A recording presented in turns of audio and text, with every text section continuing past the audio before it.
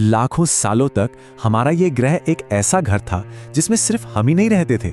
सोचिए, इंसानों का एक पूरा का पूरा विविध परिवार यहीं हमारे साथ चलता था, सोचता था और जिंदा रहने की कोशिश करता था। लेकिन आज आप चारों तरफ देखिए, हम होमो सेपियंस अकेले हैं। तो सवाल यह है कि आखिर हुआ क्या? वो बाकी सब कहाँ चले गए? ये हमारे इतिहास की सबसे बड़ी, सबसे दिलचस्प पहेलियों में से एक है और आज हम इसी के सुरागों को जोड़ने वाले हैं। देखिए, हमारी कहानी हमसे नहीं बल्कि हमारे एक बहुत ही साहसी पूर्वज से शुरू होती है, होमो इरेक्टस। करीब 20 लाख साल पहले इन्होंने कुछ ऐसा किया जो उस जमाने में किसी ने सोचा भी नहीं था। इन्होंने अफ्रीका से बाहर पहला कदम रखा। और ये कोई छोटी मोटी यात्रा नहीं थी। होमो इरेक्टस असल में सर्वाइवर थे।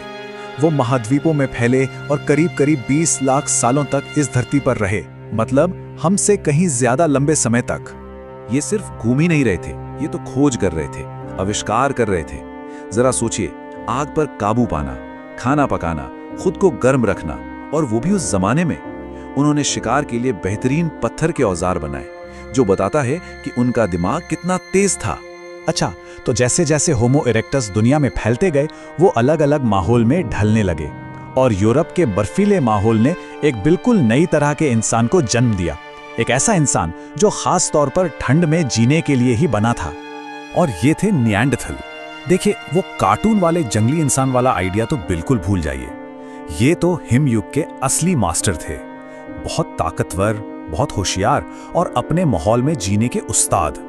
और यहाँ एक हैरान करने वाली बात है, निएंडरथल का दिमाग औसतन हम इंसानों से भी बड़ा था। तो इससे क्या पता चलता है? इससे ये पता चलता है कि दिमाग का सिर्फ साइज ही सब कुछ नहीं होता, कुछ और भी था जो कहानी को बदलने वाला था। ये बिल्कुल सही तरीका ऐसे समझने का। निएंडरथल विशेषज्ञ थे, मतलब स्पेशलिस्ट। वो अपने बर्फीले घर के लिए परफेक्ट थे। उनका मजबूत शरीर, उनके शिकार करने का तरीका, सब कुछ उस माहौल के हिसाब से था। लेकिन जिस वक्त निएंडरथल यूरोप की ठंड में राज कर रहे थे, उसी वक्त अफ्रीका में एक खामोश क्रांति चल रही थी। एक नई प्रजाति, हमारी अपनी प्रजाति होमो सेपियंस सामने आ रही थी और वो इस खेल के सारे नियम बदलने वाले थे। तो हमारा असली फायदा क्या था? दिमाग का साइज नहीं, ये हमारे दिमाग का सॉफ्टवेयर था। एक छोटा सा जेनेटिक बदलाव जिसने हमारे सोचने, बात करने और साथ मिलकर काम करने का तरीका ही बदल दिया। ये एक तरह का दिमागी सुपर अपग्रेड था। साइंटिस्ट को लगता है कि उन्हें वो खास जेनेटिक कोड मिल गया है जिसने ये सॉफ्टवेयर अपडेट किया। इस एक छोटे से बदलाव ने हमारे दिमाग के न्यूरॉन्स को ज्यादा तेजी से और बेहतर तरीके से काम करने की ताकत दे दी और यहीं से कल्पना, प्लानिंग और क्रिएटिविटी के दरवाजे खुल गए। और इस दिमागी ताकत ने सब कुछ बदल दिया।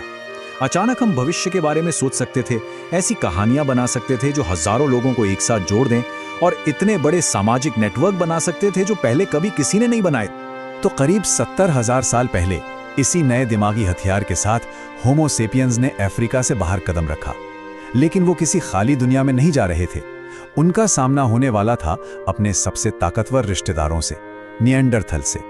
देखिए, ये कोई बड़ी लड़ाई या जंग नहीं थी, ये एक धीमी प्रक्रिया थी। हमारा सबसे बड़ा हथियार था किसी भी माहौल में ढल जाने की हमारी काबिलियत।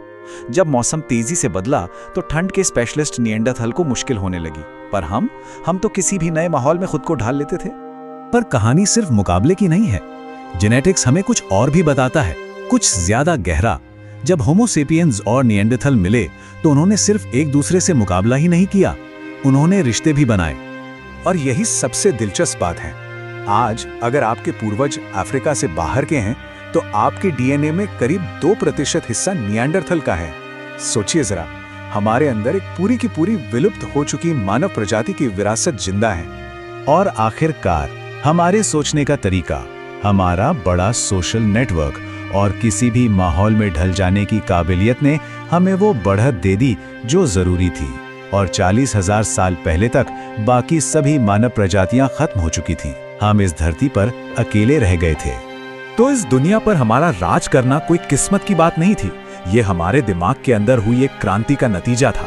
एक ऐसी क्रांति जिसने हमें इस ग्रह का मालिक बना दिया। लेकिन ये हमें एक बहुत बड़ी जिम्मेदारी भी देती है। अकेले बचे लोगों के तौर पर अब ये हम पर है कि हम इंसानियत की कहानी का अगला चैप्टर लिखें। वो चैप्टर क्या होगा?